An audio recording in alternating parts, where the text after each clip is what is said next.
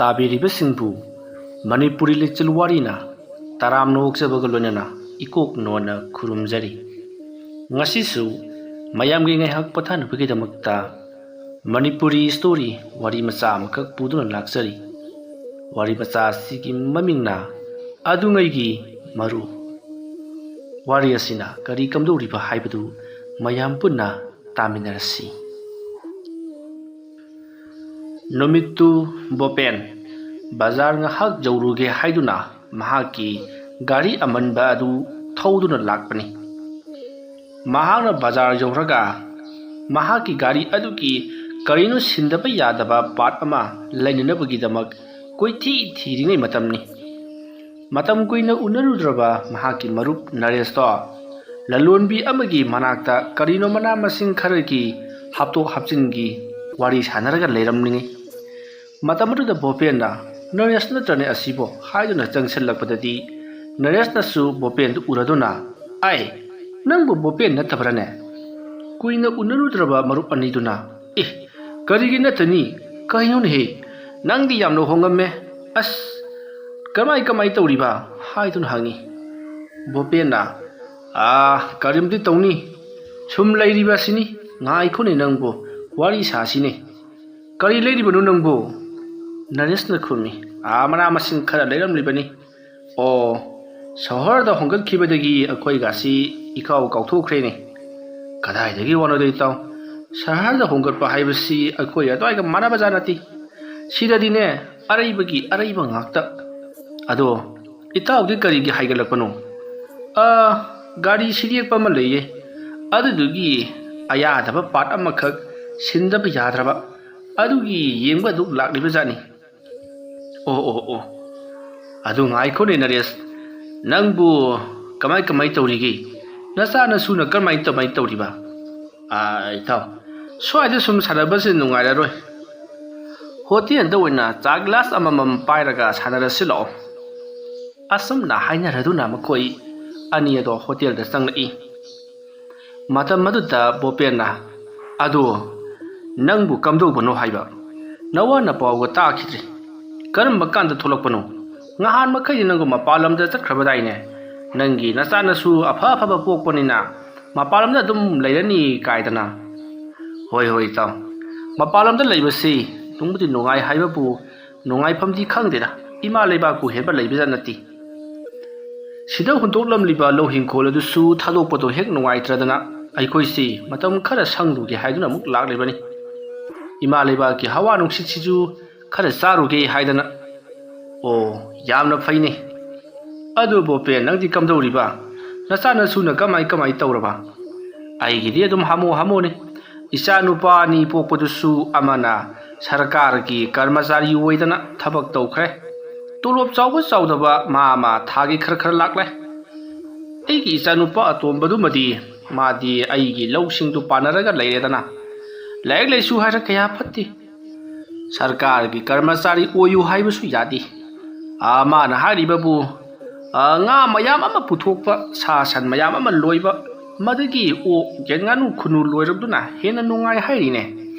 ꯃꯤꯒꯤ ꯋꯥꯈꯜ ꯍꯥꯏꯕꯗꯨꯅꯤ." "ꯑꯣ ꯐꯩ ꯏꯇꯥꯎ ꯑꯉꯥꯡꯅ ꯍꯥꯏꯔꯤꯕꯗꯨ ꯑꯗꯨꯁꯨ ꯌꯥꯝꯅ ꯐꯈ꯭ꯔꯕꯖꯥꯠꯅꯤ꯫ ꯆꯤꯟꯖꯥꯛ ꯌꯥꯎꯗꯅ ꯖꯤꯕ ꯑꯃꯠꯇꯅ ꯍꯤꯡꯕ ꯉꯝꯂꯣꯏ꯫ ꯆꯤꯟꯖꯥꯛ ꯄꯨꯊꯣꯛꯂꯤꯕ ꯃꯈꯣꯏꯁꯦ ꯑꯩꯈꯣꯏꯒꯤꯗꯃꯛꯇꯗꯤ ꯏꯁꯣꯔꯅꯤꯅꯦ ꯏꯇꯥꯎ꯫ ꯈꯪꯗ꯭ꯔꯦ ꯇꯧꯔꯤꯗꯣ꯫ ꯏꯆꯥ ꯅꯨꯄꯤ ꯑꯃꯈꯛ ꯌꯥꯎꯕꯗꯨꯁꯨ ꯑꯁꯣꯝꯗ ꯍꯩꯔꯣꯛꯇ ꯃꯌꯨꯝ ꯄꯥꯜꯂꯤ꯫ ꯃꯥꯁꯨ ꯑꯗꯨꯝ ꯃꯆꯦꯡ ꯆꯥꯕ ꯏꯃꯨꯡꯗ ꯄꯣꯛꯎꯡꯉꯤ꯫ ꯈꯪꯗꯦ ꯁꯨꯝ ꯂꯩꯔꯤꯕ ꯍꯥꯏꯁꯤꯅꯤ." "ꯑꯣ ꯐꯩꯅꯦ." ꯕꯣꯄꯦꯟ ꯅꯔꯦꯁ ꯑꯃꯗꯤ ꯋꯥꯔꯤ ꯁꯥꯟꯅꯔꯤꯉꯩ ꯏꯈꯪ ꯈꯪꯍꯧꯗꯅ ꯃꯤꯈꯨꯗꯣ ꯆꯥ ꯄꯨꯔꯒ ꯊꯣꯛꯂꯛꯏ꯫ ꯅꯔꯦꯁꯅ "ꯃꯤꯈꯨ ꯅꯠꯇ꯭ꯔꯅꯦ ꯁꯤꯕꯣ?" ꯕꯣꯄꯦꯟꯅ "ꯍꯩ ꯃꯥꯅꯤꯗ ꯃꯁꯤ ꯃꯤꯈꯨꯅꯤꯗ." ꯃꯤꯈꯨꯗꯣ ꯕꯣꯄꯦꯟ ꯑꯃꯗꯤ ꯅꯔꯦꯁꯇ ꯃꯃꯤꯠ ꯑꯗꯣ ꯁꯪꯇ꯭ꯔꯤꯛ ꯌꯦꯡꯂꯒ ꯂꯩ꯫ ꯃꯤꯈꯨꯅ "ꯀꯔꯤꯅꯣ ꯅꯕꯥꯅꯤꯗꯤ ꯏꯊꯥ ꯊꯥꯖꯗꯅ ꯑꯩꯒꯤ ꯍꯣꯇꯦꯜꯁꯤꯗ?" ꯕꯣꯄꯦꯟꯅ "ꯁꯤ ꯅꯪꯒꯤ ꯍꯣꯇꯦꯜꯂꯣ?" "ꯏꯍꯦ ꯅꯠꯇꯗꯤ ꯀꯔꯤꯅꯣꯍꯦ ꯁꯤꯗꯩꯁꯤꯗ ꯍꯣꯇꯦꯜ ꯐꯝꯂꯛꯄ ꯆꯍꯤ 9-10 ꯁꯨꯔꯕꯅꯤꯅꯦ ꯑꯩꯁꯦ." ꯕꯣꯄꯦꯟꯗꯣ ꯌꯥꯝꯅ ꯍꯔꯥꯎꯅ "ꯑꯣ ꯑꯩꯅ ꯕꯖꯥꯔ ꯀꯥꯔꯛꯄ ꯈꯨꯗꯤꯡ ꯁꯤꯗꯩꯁꯤꯗ ꯆꯪꯉꯒ ꯂꯦꯝꯖꯥ ꯆꯥꯕ ꯌꯥꯔꯕꯗꯨꯗ ꯑꯩꯅ ꯑꯇꯣꯞꯄꯗꯒꯤ ꯆꯠꯂꯤꯕꯅꯤꯅꯦ ꯑꯩꯁꯦ." ꯅꯔꯦꯁ ꯑꯃꯗꯤ ꯃꯤꯈꯨ ꯅꯣꯛꯂꯒ Hoine hoine adunine. Mikhudo phamtharai. Matam aduda Bopena. Adu hotel mapugi di cha kaukidro. Mikhuna. Yare yare ai adum haijarage. Asulna Mikhuna cha amamu haikre. Kuina unarudraba marup ahumni. Bopen Naresh Mikhu makhoi ahum sa khungang amada punna leminarami. Ngausinabada lamhenbada mamik okhak chatliba leikai adugi angangsingni. Leikai aduta homin kamin narakliba angangsing adudagi makhoina khik mahele langliba kheriba. Leikai aduta leiba uhai wahai amata mapung phana panban ngamdi. Bopen Naresh amadi Mikhu ukhrabadi adum loire. Tin kang section bagi lairadana Bopen Naresh Mikhu makhoi oina section lu hainarabani. Makhoi ahum se mahaisu adumak kabak manarakhibani. Macha sing aduna mapan phabagi aduk Naresh di achauba mi oihibagi wani. Bopen amadi Mikhu di mahaiga kaya phattabaga macha masu sing adunaga thoidokna paisa nungsa paiba oidabana khungangda adumak lehaurabani. Mikhu su hotel hongatuna sawar sida hotel phamduna magi nupi anganga adumak laikhrabani.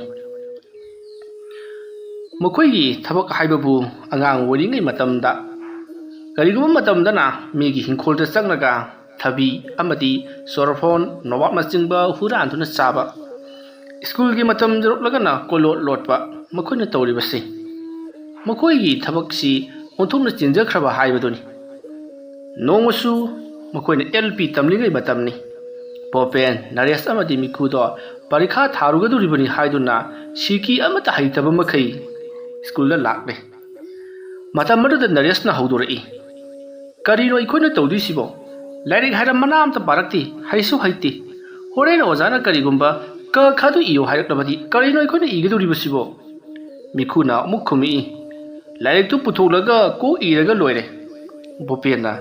lairik putholaga irabadi khata sinbaga chap manare parikha chingre nei bungo Naresh na adudi kanati aikoina parikha tharaga lairik hidok sunati adugi sarupudi kuigi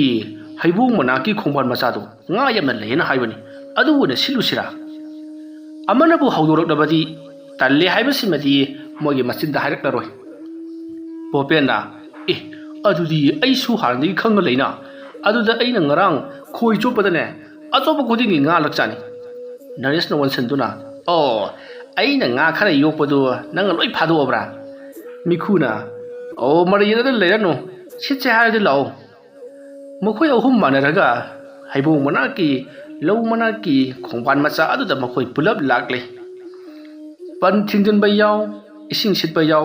makhut macha sing aduna kan duna sok tuna ising ado sit ba horakle nakala madala kamdori LP school adugi headmaster oina leiriba Lila Babu angang sing do parikha thaba laktabaduda kari tawraba jano haiduna leikai masinina yumlakta lakle aduga angang sing adugi mama mapada karigino angangi parikha tharaktribadi haidun hanglore yumgi misingadi parikha chatkrabani hairakpada oja singna school jorukte hairabada kadai chakhrabano haiduna koithi thinare somtana kamdori Bopen Naresh amadi Mikhu makhoi ahumdi amuk toiba lekhom loina pungtai taiba makhai yumgi mina phugani saigani haibaga kari amate hek khangdaba makhai yamna kana isitli ising khara kangtharakpa nga macha mongba horakpa pharamdai gi matamni sida leire hadan launabadu tahabada makhoi ahumdo chap manabam iyengda mayawom salaliba domdi yingi Mikhuna ai khangjadi chele he hairam laga chenkhibada Bopen Naresh matung inakhi Bopen gi mapa Naresh gi mapa Mikhu gi mapa makhoi ahumna mahachanda na khoida halage leiramu parikha thau haina chakkhraga isetra leithokpa noida halaga ai punsi je pelage haiduna saisang paiduna tanarakli angang chendana bu kayam cheluni khara chelaga o khombo makhai kaplaga leiri mapa waiba singaduna makhut ado pairaga parakliba chai aduna mari manga rak sethakri tharo onduna kapliba angang singado makhut paiduna soro laktuna singi Oja headmaster aduna nate angang kinga tomai tawirun makhoi kaisu khangjaba nate like के महई हाइबसिदी खरा सरौक्लकान खंगकदबने इखोने नम नमदुनो खरा थाबिबगी वानी अदो परीक्षादी थादब यारोय करमाय तौसिगे मपा अहुम मदुरे खुमी परीक्षादी थादब यारोय अदु मखोयगी फिजोल सिंग असिगदी करमाय थारुनी हयेंग थाबगदी यारोय ओजा हेडमास्टरना कदाइदगी अतोप फिरोल लेरबदी अतोप फिरोल सेचनबिरो मतमरदा बोपेन की मपाना अईगी खोंगाव अमदी लेइबनी मतमरदा हेडमास्टरना यारे यारे सुमाय तौबिरो खुदैर कइनो अमा सेचनबिरो फुरित लिलुरनो फुरित सिंग असिदी सुदोकबिरो होरेन स्कूल हलकपदा कंजनबा हेडमास्टरना हौदरोलिबा वफम मदुना हेना फरगनी खंदुना मकोइन लिलिबा फुरित फिरोनगादो मीगी हेल्पी स्कूल अदुगी लंपाक मयाय अदुदा पुंको कोपो मखै होंतोकलिबनी मपाना खुदै अममम पिसल्ली मखोय अहुमदो खुदै सेचल्ले मदुगी मतुंग फुरित का अमत लिति सेंदल का तोक बनती खुदै सेलगा परीक्षा फमली करी अमतदी हैद्रबनीना मखोय अहुमदो ngरंग ngरंग वारी साने हेडमास्टरना हाय फुरित लिटपदने फुबदा खरा फबै वानी फुरित कली तबदा फुरदिने मतिंग पोमनी नखोय अहुम नती परीक्षा थागे हाद्रगे इसेलगा लेरिबदु करिगिनो हाइबनी हा नखोय लम हेनगिद्रो नको तिंथौ हाइदुना हेडमास्टर अदुना मखोय अहुमगी मखुत्ता सैने कल्ली मखोयदा लालिबा मतम मसिदी परीक्षा का पोग्लोय लोयदना कनासु लेत्रबनी मखोय अहुम वाटपनीना एलपी की स्कूल अदुदा छात्र मसिंग जामदबनीना करिगी लाक्ट्रिबनो हयेंग थिगलकपदा इंस्पेक्शन लापदा खुमफम खंगलोय हाइदुना अदु नमदना थालिबा हाइबदुनी मदुगी मतुंग हेडमास्टरना इरोबेना खोइबो हाइरकपदा मिखुना करीमतसु हैतना कमाइन इदुनो लाइक अमा यावदना इनेसु नति परीक्षानि लाइक पोरकनोना लाइक सोमता पोरक्ति अदुम हाइरकपदा पोपेना अदुनिनी ओजानी गैना वखल तादे ओजा हेडमास्टरना नखोय अहुमसे मी ओइरोइदब ngaktani अदु मीने तंबा हौनैगे दु पंगतम तमहलिबा हाइदुनी चा थुन नुथौसे हाइदुना मना सिंग अदु पाइरगा मकोक जुंथहले जब तिंगलबा मकलाक अदुता साजैना अनिर अहुमल कल्लगा मकोय अहुमदो थादोरकले बोय सिंग अदुता करी इहोबनो हाइबदुदी मकोय अहुम करी मता खंगबनती मखोयगी हाइबबु कलाकता फुरखिबदो यामन नाय हाइदुना नालगा थोलकपा सिनी मदुगी मतुंग मखोयदो स्कूलदगी हलकलगा मयुमदा चंगदरा हाइरगा फानदुम फरे हौजिक नुसासु हाइगलकले इरुजरु सिलाव हाइदुना तुरियंदा चोंथदुना मिट संगांगबा मखै लुपलिबनी यामना अवोनबा मा हाइरगदी मतम मदुदा इसिंगदा मिट संगांगबा मखै लुप मतमदा मिट करिसु सोक्ति लेखोम लाइनांग तैबा उहै वाहै चाबदा अखोयदा करिसु सोक्ति करिसु नादी ngahak naramaga adum phaki matamdugi angang singdi asuki matik su motli makoida luba nanba karino khangdi haujik matamgi angang singdi irang amani kigadabagi maugadabagi makoy gi wakhalda pakhangni leisabini khanjaribra karino khangdri haujik kal angang singdi chawma nongambadigi irujabada mafi setli matam madudadi phana chawr phawbada mafi setaba janati wakal singase yamna phana leinarakhraba amana amada kalakpa mihobagi yengthibagi miyeng leinaram bajanati makoy ahumda khudaidu hongtoklaga haibadi ture lairai da langthoklamlaga bidring heta chenthakhribani luppa yaba lupluba matung khudai sachalaga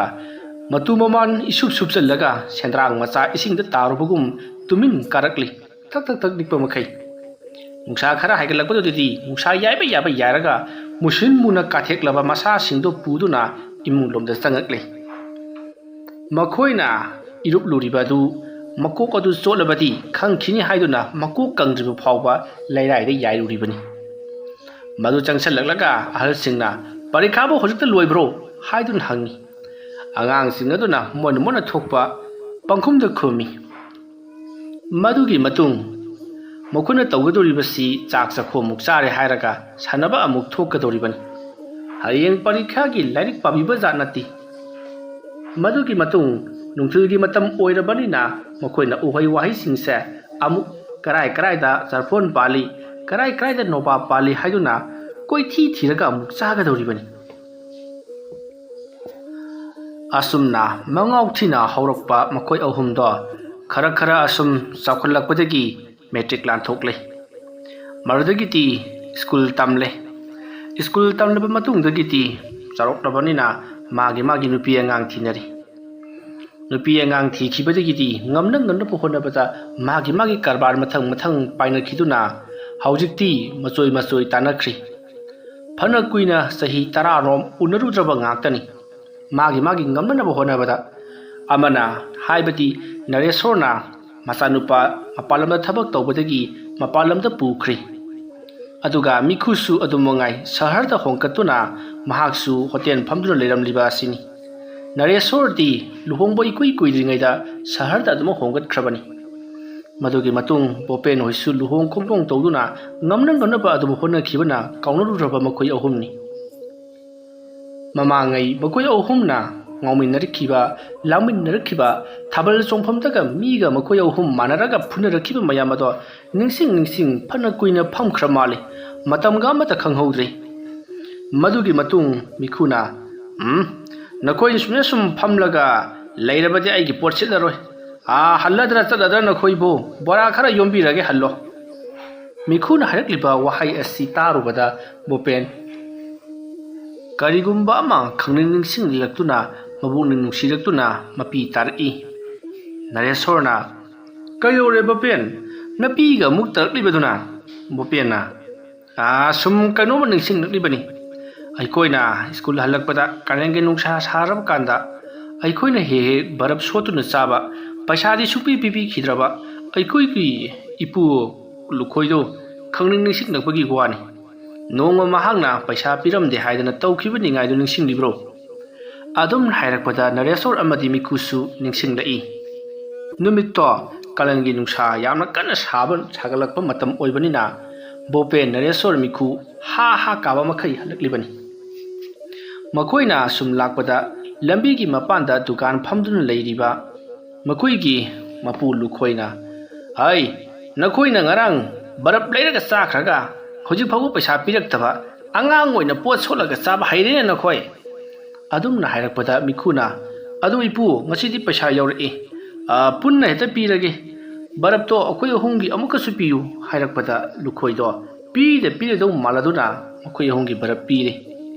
madagidi akoi ahumdo michi khanai aduga makoi fuga kutuna chatpa horokpada lukhoina noiki hauno bido tawrabra haidun lawrakpada makoi ahumdo gurum chelakle yamna nungairiba amana makhoi chenkhibasinati mayum jorokpagi matangsini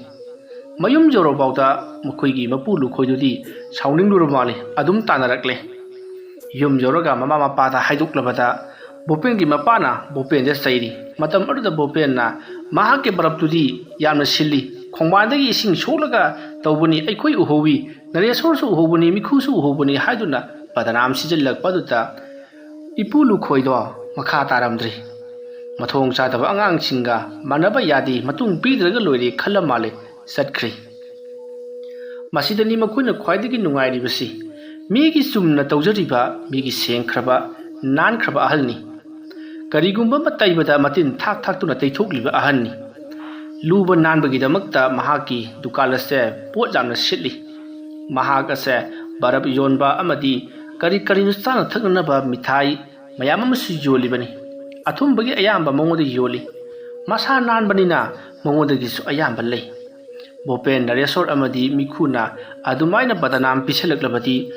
ika igum karigum mina taraga sibu asenga manki tare aigi poset handaba tare khallabara karino tumin chakhibani bopen naresor amadi mikhu matamdu class 6 7 karakpa matamni masida natana amasu leiri thodok asiga manabani aduna hotel dani awdasu hotel dagi achapo chaba yaba chathokraga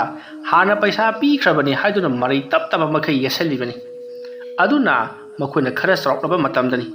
class 10 loiraga college karakpa matamdani matam matuda makhoi ahumna ngamduna migi paisa aduda makhoi namduna pi khre haiduna yepada natana paisa handukataba yuwali haiduna amusu paisa hatukalibani aduga paisa asuiba leitragadi bora oina haploklo haibada bora mayomodu piraga bora yombirage chatlo hairakhiba matang aduga mikhuna hairakliba asiga khangning ningsing laktuna makhoina ngaumin narakhiba mayamadu ningsing luraga pumbu ningsiribani ꯃꯇꯧ ꯑꯁꯨꯝꯅ ꯃꯔꯨꯞ ꯑꯍꯨꯝꯗꯣ ꯀꯨꯏꯅ ꯎꯅꯔꯨꯗ꯭ꯔꯕꯒꯤ ꯃꯇꯨꯡꯗ ꯍꯧꯈ꯭ꯔꯕ ꯋꯥꯔꯤ ꯀꯌꯥ ꯑꯃ ꯅꯤꯡꯁꯤꯡꯅꯗꯨꯅ ꯅꯣꯛꯁꯨ ꯅꯣꯛꯂꯤ ꯀꯞꯁꯨ ꯀꯞꯃꯤꯟꯅꯔꯤ ꯀꯨꯏꯅ ꯎꯅꯔꯨꯗ꯭ꯔꯕ ꯌꯥꯝꯅ ꯂꯨꯅ ꯇꯤꯟꯅꯔꯛꯈꯤꯕ ꯃꯔꯨꯞ ꯊꯦꯡꯅꯕꯁꯦ ꯌꯥꯝꯅ ꯄꯨꯛꯅꯤꯡ ꯅꯨꯡꯁꯤꯅꯕ ꯖꯥꯠꯅꯤ ꯍꯧꯈ꯭ꯔꯕ ꯋꯥꯔꯤꯁꯤꯡꯗꯣ ꯄꯨꯊꯣꯛ ꯂꯤꯅꯕꯗ ꯃꯇꯝ ꯍꯧꯈꯤꯕꯒ ꯈꯪꯍꯧꯕ ꯖꯥꯠ ꯅꯠꯇꯦ ꯃꯇꯝꯅꯗꯤ ꯑꯁꯨꯝ ꯍꯧꯈꯤꯕꯅꯤꯅ ꯃꯥꯒꯤ ꯊꯕꯛ ꯂꯥꯛꯅꯕ ꯉꯥꯛꯇ ꯑꯣꯏꯕꯅꯤꯅ ꯃꯤꯈꯨꯁꯨ ꯍꯣꯇꯦꯜꯗ ꯑꯗꯨꯃꯛ ꯂꯩꯍꯧꯔꯤ ꯅꯔꯦꯁꯣꯔꯁꯨ ꯄꯣꯠꯐꯝ ꯐꯝꯕꯤ ꯏꯅꯦꯗꯨꯒꯤ ꯃꯅꯥꯛꯇ ꯆꯠꯈ꯭ꯔꯤ ꯚꯨꯄꯦꯟꯁꯨ ꯒꯥꯔꯤꯒꯤ ꯄꯥꯔꯠ ꯌꯣꯟꯐꯝꯗ ꯆꯠꯈ꯭ꯔꯤ ꯑꯉꯥꯡ ꯑꯣꯏꯔꯤꯉꯩꯗꯒꯤꯅ ꯄꯥꯈꯪ ꯋꯥꯏ ꯐꯥꯔꯛꯄ ꯃꯇꯝ ꯐꯥꯎꯕꯗ ꯄꯨꯜꯂꯝꯕ ꯑꯍꯨꯝ ꯃꯇꯝꯒꯤ ꯈꯣꯡꯂꯩꯅ ꯑꯃꯨꯛ ꯆꯥꯏꯊꯣꯛꯂꯨꯔꯤ ꯏꯊꯥ ꯊꯥꯖꯗꯅ ꯄꯨꯔꯛꯄ ꯃꯇꯝꯒꯤ ꯈꯣꯡꯆꯠꯅ ꯑꯃꯨꯛ ꯊꯦꯡꯅꯔꯔꯤ ꯑꯗꯨꯕꯨ ꯃꯥꯒꯤ ꯊꯕꯛꯅ ꯌꯥꯗꯕꯅ ꯑꯃꯨꯛ ꯆꯥꯏꯊꯣꯛꯈ꯭ꯔꯤ ꯃꯁꯤ ꯑꯣꯏꯔ ꯃꯥꯜꯂꯤ ꯄꯨꯟꯁꯤ ꯃꯈꯣꯏ ꯑꯍꯨꯝꯒꯤ ꯋꯥꯈꯜꯅ ꯀꯔꯤ ꯈꯟꯅꯔꯤꯕ ꯍꯥꯏꯕꯗꯨꯗꯤ ꯈꯪꯗꯦ ꯋꯥꯈꯜ ꯑꯃꯃꯝꯗ ꯂꯣꯏꯅꯃꯛ ꯂꯩꯅꯍꯧꯔꯤ